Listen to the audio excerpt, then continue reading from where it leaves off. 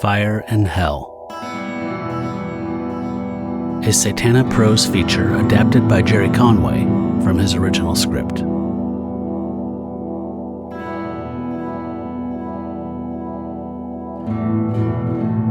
Prologue. Moonlight reflected, shattered, reformed. The surface of the swimming pool was like the surface of a diamond, revealing unsuspected motion beneath. For the span of a heartbeat, the black cat paused at the edge of the pool and gazed at its reflection in the ripples, as though seeing its image for the first time. A pink tongue appeared between white teeth. Gray eyes widened. The cat seemed to smile at itself, almost a diabolical smile, full of mysterious intent. Then the gray eyes closed, the cat yawned and stretched, and with a shrug that was just short of human, it turned and padded toward the garden wall.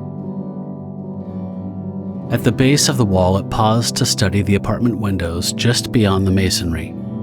There were 3 stories set in a rectangle around the swimming pool, an arrangement typical of garden apartment complexes in Southern California. The window directly above the black cat was lit, and figures moved back and forth in silhouette behind the curtain. 3 figures, all male. The cat shook its head and padded on. It passed 2 more windows and stopped before the 3rd. The window here was dark, but the spotlight which illuminated the small back area was on. Someone was sitting behind the wall, in the tiny court reserved for the use of the apartment's tenants. The cat sat back on its haunches and listened. And when it was satisfied with what it heard, it gathered itself and sprang. One leap carried it the 5 feet to the top of the wall separating the private garden from the swimming pool court. The cat landed lightly and peered at the woman sitting in the garden with faintly luminous eyes. Her hair was so red it was almost fire, and her eyes were feline and as gray as the cat's. Her face was classic in its beauty, feminine yet austere, sensual yet cold, hard yet somehow soft.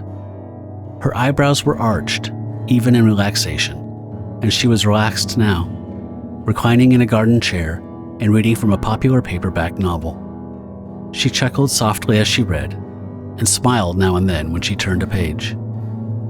Her fingers were long and slender, the fingers of a pianist perhaps, though the nails were much too long for a working musician's hands. And though the night was cool, she wore an outfit that was barely decent. A black leotard with several swaths cut from its cloth to reveal her pale white skin. She did wear shoes, but they were strange. Unwieldy fur boots that rose almost to her calves, with bits of bone and other trinkets attached to the fur rim like ornaments. All in all, she was painfully Californian. Eccentric just to the point of absurdity, but of course, not quite. Shadow among shadows. The cat dropped into the private court and moved to the woman's side. Absently, her hand came down and the cat pressed its head against the woman's palm. It purred. She stroked. After a moment, she said, without looking up from her book, "Any news? Have you had word from my father?" Under her hand, the cat shook its blunt head. "Nothing, mistress," it said, in a voice that seemed to pulse from within its throat. "The netherworld is closed. The 4 have sealed us off completely." The cat shivered and pressed upward for reassurance. "What shall we do, mistress?" "Do, Exeter?" The woman looked up from her book and gazed thoughtfully across the small court. "I promise you, I shall think of something." As she spoke, she rose to her feet, hearing a sound from the outer garden. She went to the garden wall and stood watching as a car parked in the driveway at the far end of the apartment rectangle, where the buildings parted to reveal the street. A young man left the car and locked the door behind him. Straightening, he became clearly visible in the light from the spots set over the driveway for safety purposes. He was wearing an Army surplus jacket, trim Army regulation trousers, and heavy black regulation shoes. As the young man came up the driveway, the woman returned to her chair. She was smiling. The cat looked up at her expectantly. Perhaps it will involve that young man. The woman said softly. Yes, I think it will. She nodded and ran her hand along the cat's back. The cat arched and purred with satisfaction. Abruptly, the woman stopped her petting and rose to her feet once more. But first, there are other matters to be attended to, she said, and grinned down at the cat, an expression that was more bestial than it should have been. Most important matters, the woman added. She moved toward the gate which led out of the court. Matters of the soul. The gate swung shut behind her.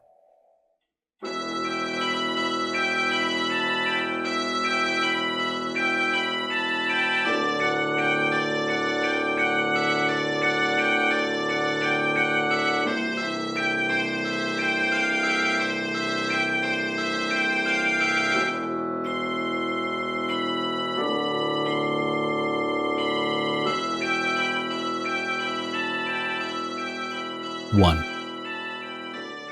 Henry Hank Johnson, full-time field representative of the Oregon Manufacturing Company, covering the Southern California area, and part-time wife cheater for the same district, decided for the 1,000th time that the singles bar he'd wandered into on Sunset Boulevard was just too damn crowded for him to get any action. He'd been pushed and shoved. He'd spilled his drink twice. He was beginning to lose his hearing from the music blasting around him, and he was already nauseous from the dense smog of tobacco smoke surrounding him. An evening which had started out promising had turned into a full-scale disaster, and Henry Hank Johnson had had enough. After all, he wasn't a young man anymore.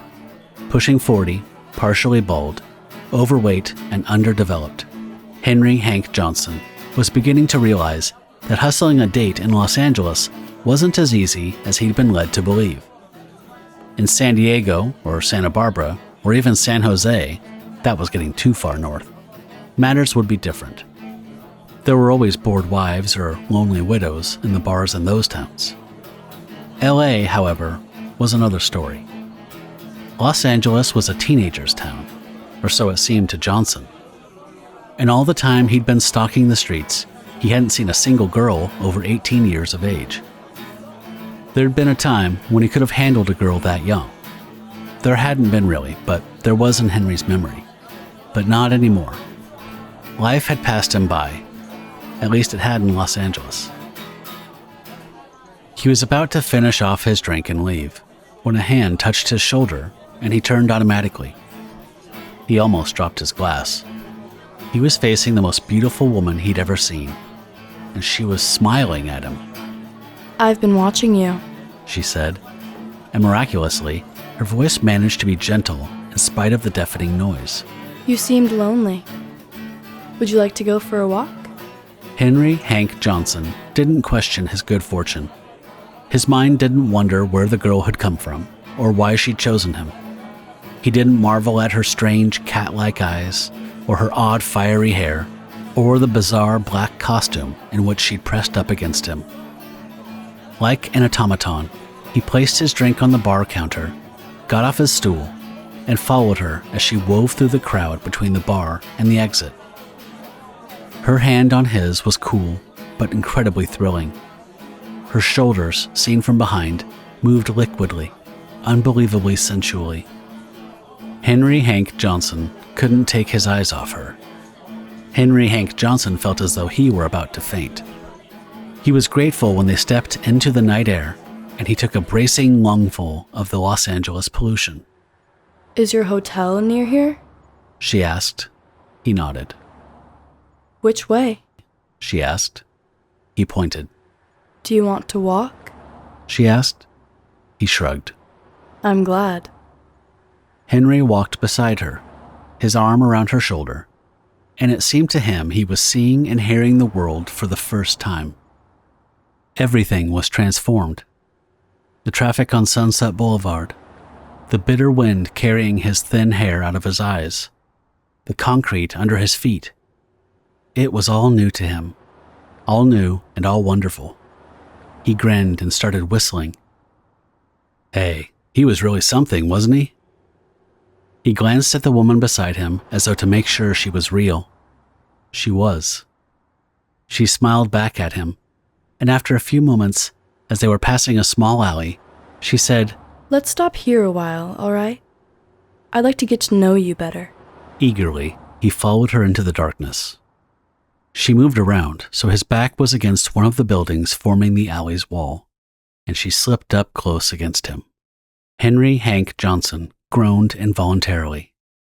She put her hands behind his neck and looked into his eyes. Kiss me, she said, voice almost a whisper. Trembling with anticipation, Henry complied. 2 seconds later, he tried to scream. It all went very quickly. The skin on his face dried and collapsed in wrinkles and folds. The flesh on his bones seemed to wither and flake. And in 10 seconds, Henry Hank Johnson was reduced from a man to a desiccated corpse that really resembled nothing remotely human. The woman rose up from what had once been Henry Johnson's face, and between her teeth, she held a small, squirming butterfly.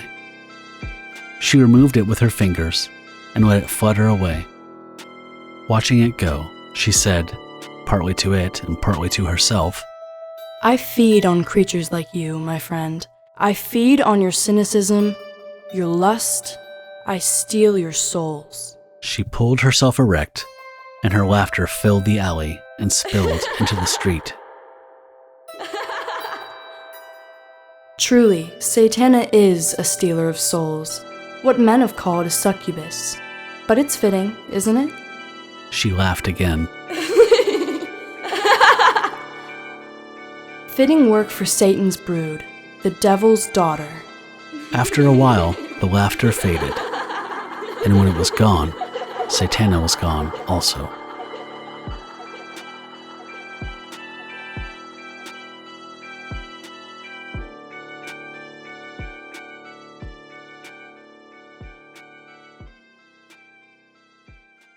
Two. Dinner will be ready in a few more minutes. Are you hungry, Satana, or do I eat alone? Gloria Hefford looked up from the stove in the kitchen of the garden apartment and frowned when she realized that the other woman hadn't been listening. Satana was standing at the window overlooking the rear of the apartment, gazing down at the swimming pool below. Gloria repeated her question, and Satana started and glanced around. Not very, Satana said. I had a snack only a little while ago. She paused and returned her attention to the window. After a moment, she called out, Gloria, would you come over here a moment? I'm wondering if you know someone. With a sigh, Gloria wiped her hands on a towel and went over to stand by the tall redhead. Gloria was an attractive woman in her late 20s, clad in black as though in mourning. I know almost everyone in this complex, she said. And they all know me. Gloria Hefford, Girl Scout for Satan. Well, that's probably what they used to call me. And Ruth too, of course, when our backs were turned. Who is it you want to know? That man, down by the pool? Satana said, pointing. I saw him earlier in the evening. He was wearing an army uniform. Oh, you mean Rich Corbett. He's a friend of those college kids in apartment 3G. Gloria leaned forward to peer past Satana's shoulder. Down below, in the light of a spot set to illuminate the pool, a tall young man with short-cropped brown hair was removing a terry cloth bathrobe. He was wearing a bathing suit under it. That's Corbett, all right. From what I hear, he's not bad for a gung-ho America type. I've been thinking about converting him to Satanism. Ruth was certain we could, before she died. Satana nodded. Gloria's dead roommate had had an uncanny way of dealing with people, and it was this which had attracted Satana to Ruth when Satana first arrived in Los Angeles. Unfortunately, Ruth Cummins' empathy had ultimately caused her death, a fact which Satana had been regretting for weeks. Naturally, neither Ruth nor Gloria knew Satana's true identity. They thought her merely another member of the ever-growing Satan cult, one of their own, so to speak. She was, of course, much more. Interesting, Satana said, finally. He could be just the man I need. Need? Asked Gloria. An army freak? She shook her head. You know, every once in a while, I realize how little I know about you. That cat, for instance. On a chair across the room, Exeter looked up his eyes blinking. One day he just shows up, Gloria went on. and the two of you hit it off as though you've been friends for years. You're like that with people too. Where'd you get that cat anyways? Satana smiled. Exeter? She put out a hand. The cat bounded from its chair and slid into her arms. He and I have been friends for years. Almost as many years as I've been alive. Pressing his head against her chin, Exeter purred, but his eyes remained opaque. 3. On the second knock, the door opened, and the man who Gloria had identified as Rich Corbett appeared in the entrance, clad only in a towel. Well, He said, after a slight hesitation. hello. The redhead, with the strange cat-like eyes, returned the greeting, and added, I was hoping I'd find you in, Mr. Corbett. I've something of a problem I'd like to discuss with you. I live down the hall. She indicated a direction, and the sleeve of the semi-transparent robe she was wearing fell back. Perhaps you've seen me. My name is Satana. Corbett drew himself up and looked around, apparently disoriented. Ah, yes. Please. He said finally. Won't you come in?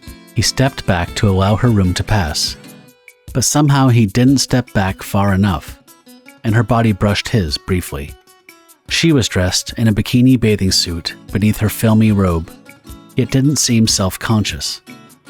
She stood just inside the door and examined the apartment, listening for the sound of other voices. Hearing none, she turned back to Corbett, who was closing the door, distracted. Listen, He said, if you'll wait in the living room, I'll just put some clothes on. I was out swimming and I was cleaning up in the shower when you knocked, and I don't have anything. I know. the woman said. Her body drifted near him. That's why I came here. Because I saw you. Her hands touched his, moved towards his waist. Lifting herself up on her toes, she placed her lips close to his. Corbett seemed startled for a moment. Then resistance drained out of him, almost as though it were being pulled from him physically. He kissed her. The kiss went on for a very long time.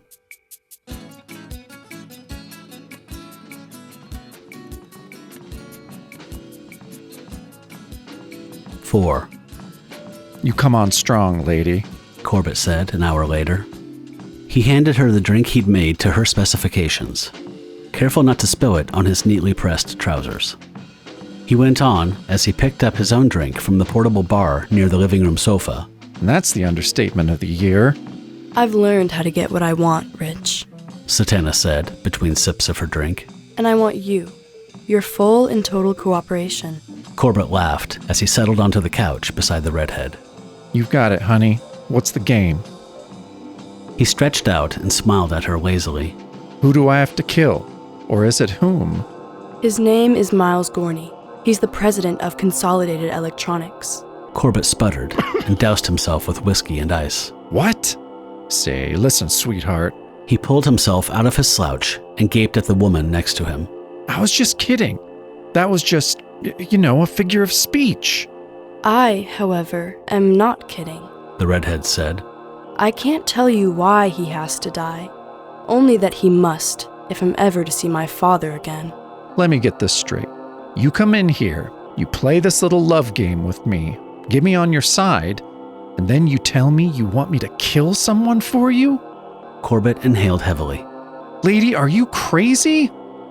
Moving with the sultry grace she'd employed for the past hour, Satana eased toward the young army officer and placed her hand against his shoulder. I assure you, Rich Corbett, I am not insane. I simply know how to get what I want. Her eyes went hard as she moved in on him. He met her without resistance. And I want Miles Gorney dead.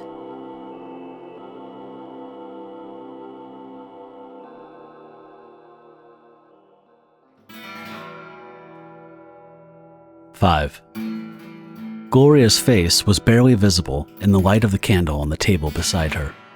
Flickering, the candle dipped and almost went out as the outside door opened and closed, and a gust of night air entered the room.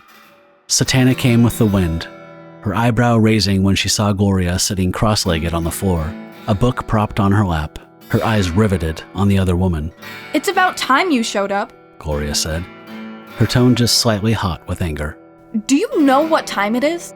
Instantly, Satana cut the woman off. I'm not responsible to you, Gloria. If you think I am, then we'll have to make some new arrangement. No. Gloria said quickly. All anger went out of her face. She seemed to cast around and said at last, It's just that some of your friends called a few minutes ago and woke me. It's after 4 in the morning and I was just... Friends of mine? Satana asked sharply. That's what they said. Gloria replied defensively. Weird bunch if you ask me. Getting to her feet, she trailed behind Satana as the redhead went into the bedroom. Gloria sat down on her bed and watched as Satana undressed. Satana moved slowly, thoughtfully. Gloria said after a moment, They reminded me of the ministers I knew when I still went to church. All stiff and holier than thou. Gloria leaned forward. Say, is that a birthmark on your throat? Ruth had something like it on her shoulder. A small bat like that. Silly. 2 things almost the same. I know. Satana said. Her hand came up to her neck and caressed the mark, almost tenderly. It's just a coincidence. Nothing more. If you say so. Gloria replied. She seemed about to say something further, but apparently thought better of it. Climbing under her blankets, she shut off the light beside her on the second-hand night table she shared with Satana. Satana sat in the darkness a while before removing the last of her clothing and climbing under her own covers. She thought once more about Ruth Cummins, and her thoughts weren't happy ones.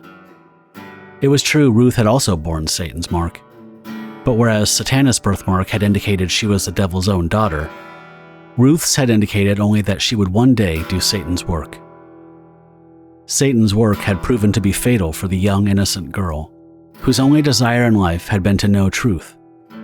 She died to save Satana's physical life, and because she'd acted unselfishly and without so-called sin, Ruth had gone, not to Satan's embrace, but to the embrace of that other one. Satana shivered at the thought, and shivering, she forced herself to sleep.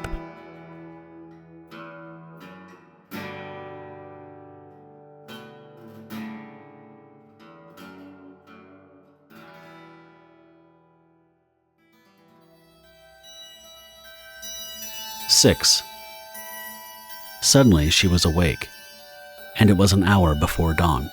Those friends Gloria mentioned. Satana thought. I must be a fool. She swung to her feet and padded naked through the apartment, to a corner of the living room where none of the false dawn light had penetrated. No doubt they were agents of the Four. Satana went on mentally. The mystic cabal which wove the spell that keeps me from my father. They must have cast another such spell to allay my suspicions, and they have succeeded well. On her knees, she used a piece of chalk she'd taken from a desk near the window, and with quick, efficient strokes, she outlined a pentagram on the bare wood floor. It was necessary to have such a device when dealing with the Four, she'd found. Otherwise, too much of her energy was wasted in combating the Four's confusing influence over her powers. First, I must conjure that scene which I have viewed before, the meeting of the agents of the Four upon the earth, the gathering at which my father and I were split apart, seemingly forever. She rose and uttered a brief incantation. Her hands wove a pattern in the air, and gradually a column of smoke appeared, directly over the center of the pentagram. She remained within the 5-sided device and stared into the column, waiting for the images to form, which she knew so well. Whatever reason they may have had for coming here tonight, that reason will be plain when I've seen what I must. Wait. It begins. Within the smoke, a picture was forming. 4 men in robes so white they were blinding, gathered on the 4 points of a cross painted on a floor, each man holding out his right hand. A column of smoke similar to that conjured by Satana rising from the center of the cross in the floor. The men were speaking, chanting actually. Satana could recite the words from memory, and did so under her breath. By the points of good, let us pray. Let the gods relive the evil in our world. Let them tear asunder the unnatural relations, separate father from unholy daughter, Satan from Satana, demon from demoness. Hear our prayer, heed our prayer. Have this unnatural union. Send daughter to mother, and let there be grief ne'er more. Satana's expression was cold and full of hatred as she listened to the chant, and when it was over, she spat into the smoke in contempt. But she made no move to dissolve the image. Instead, she listened more intently than before as the men lowered their hoods and peered at their own column of smoke. A bright line appeared in their column, a pillar of glowing gold. When it appeared, the men grinned and laughed with joy. "The gods hear us, brothers," said one man, a middle-aged man with gray hair and a black mustache under a heavy nose. "Look, as their power joins our own, soon that which we have planned on behalf of the Four will come to pass. Satan's agent on earth will be cast adrift. The succubus will exist no more." As the middle-aged man's speech ended, the golden pillar flared brilliantly, streamers of light shooting out like lightning from the central column. Crying out, the men shielded their eyes from the glare. At last, the glow died, and another of the robed men lowered his arm and peered at the smoke, and shouted, "Miles, no! Something's missing from the spell. The Four demand a further sacrifice. Some additional witness to our obedience." Satana pursed her lips and arched her already arching eyebrow. Within the smoke, the men waited patiently as an image formed inside their own conjured column. White swelled into focus against the gray of the mystic smoke, and within the white several spots of black appeared. An outline formed, and the four men were staring at a life-sized human skull. Above the eyes was the star of a bullet hole. The men gasped and muttered among themselves when they saw the skull, and the second man who'd spoken said, in agony, "Oh gods, no! It's too great a price to pay! Too heavy a duty to demand!" A third man cried, "Please, we pray to you. Let this cup pass from us. You know our loyalty. Ask anything else, and it is yours." The first man, who'd been gazing at the skull with an expression of determination, said firmly, "That's enough, John. If the Four demand this, then Miles Gorney at least is willing to give it to them. Let the spell continue. They can collect their due when the deed is done." Again, they began to chant, this time in voices tinged with weariness and sorrow. Satana didn't listen to this reprise of the earlier chant. With a wave of her slender hand, she caused the smoke column to collapse and vanish. This done, she stepped from the protection of the pentagram and stood musing in the center of the living room, her arms folded beneath her naked breasts. Her foot tapped the floor impatiently. The scene was as she remembered it, but on some level, it had subtly changed. Or was it her perception which had changed? When she'd first conjured the vision, she'd been enraged at the audacity of these men who'd exiled her from hell. And so she may have seen only what she wanted to see, and heard only what she wanted to hear. And because it seemed to her that Miles Gorney was the man who had single-handedly forced the spell through, she wanted to destroy him for revenge. For revenge and, she'd thought, to keep him from giving the Four their final sacrifice, whatever it might be. With a wail of anguish, she realized what she'd done.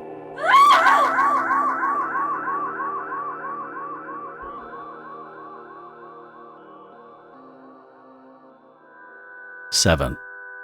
First Lieutenant Richard M. Corbett wasn't a particularly moral man. And by his way of thinking, it wasn't too great an ethical jump from killing and Nam to assassinating corporate presidents in Los Angeles.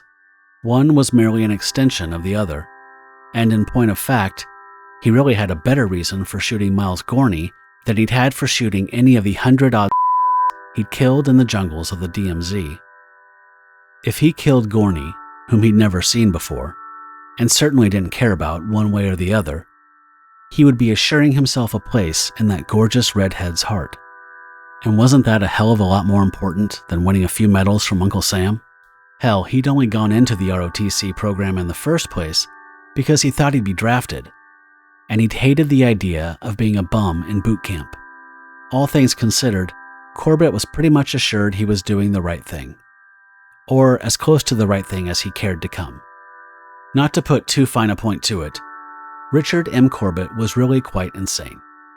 At the moment, however, He'd put all questions of morals and ethics aside, and was concentrating primarily on the job at hand. Sitting on the roof opposite the office building where Gorney had his offices, Corbett glanced up at the sun and then down at the M16 in his hands. He'd taken the gun apart and cleaned it during the hour he'd been waiting in the pre-dawn stillness, and he'd loaded it and checked the action and lined up the shot he'd expected he'd make. A straight-line sniper shot from the roof of the 6-story building to the lobby doors across the street. It was the proverbial piece of pie. He'd have absolutely no trouble making the shot. None at all. Something caught his attention on the street below. He swung around and went flat onto his stomach and edged up to the vantage point he'd chosen when he first arrived. From here, he could see the entire street. A car was pulling up in front of Gorney's building. There were other cars moving up and down the street as people arrived for the day's work, but some sixth sense told Corbett that this was the car. He put the M16 up and sighted. The telescopic attachment jumped the scene below toward him, and he smiled when he saw the men stepping out of the car and rising up into the morning sunlight. 4 men, and one of them was exactly the man Satana had described. Corbett aimed, began to ease his finger back on the trigger, and cried out as his gun fired and a booted foot kicked his wrist and sent him flying. Rich, don't! Don't! He stared up at the woman standing over him, breathing hard as though she'd been running.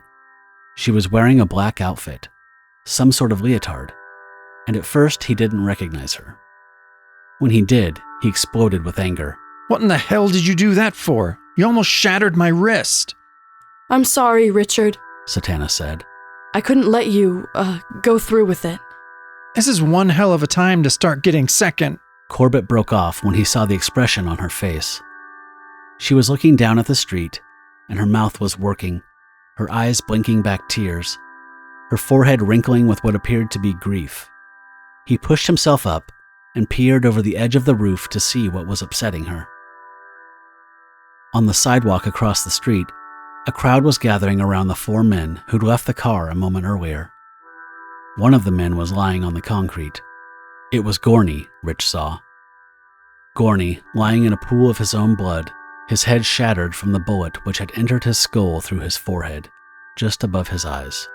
What's wrong? The young man asked, turning back to the redhead. I thought you... Fool, she hissed, and suddenly he saw the feral rage burning behind her mask of humanity. You killed him. But you said... He sputtered, helpless, as she advanced on him. He couldn't understand what was happening. Everything had crumbled. It had all gone sour somehow. He felt a sick terror as he began to realize that this woman was more than she'd seemed. Much, much more. He wanted to die, Satana whispered. They needed a martyr to make the spell work. They needed a human sacrifice, and you gave it to them. I did what you asked. He stuttered. I did what you... But she was on him, kissing him. At first he thought she'd forgiven him, that it had all been a crazy misunderstanding. She was kidding him, that was all. And then the burning began within him, and he knew that she hadn't forgiven him, that he'd been a pawn in a game he hadn't even been aware of playing, and that the pawn was forfeit. The game was lost. His last thought as he died was that he'd been safer in the jungles of Nam. She rose when it was over, and released the butterfly which was his soul, and looked at what was left of him, and slowly, sadly, smiled. I know you did what I asked, Richard, the woman in black said softly. But you have to understand this doesn't matter now. Gorney is dead, the spell is sealed, and I am trapped on this dustball world. She put her hands to her face, and kept them there until a black cat appeared on the roof and padded to her side. She looked down then and said, He was the nearest mortal on whom I could release my anger, and in my moment of rage... She shrugged and indicated his corpse. Oh, in a way, I'm sorry, she told the cat. The cat looked at her cynically. But the sorrow isn't lasting, she added. The cat purred. Together, they walked across the roof, away from the death behind them. The sorrow comes, the sorrow goes. At best, it's a fleeting thing for this woman named Satana, who is, after all, the devil's daughter.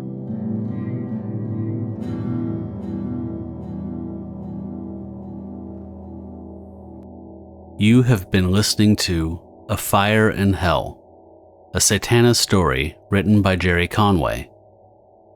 This story originally appeared in Haunt of Horror No. 2, published by Marvel in 1974. Narration by Matt Howell. Satana was played by Athena Howell.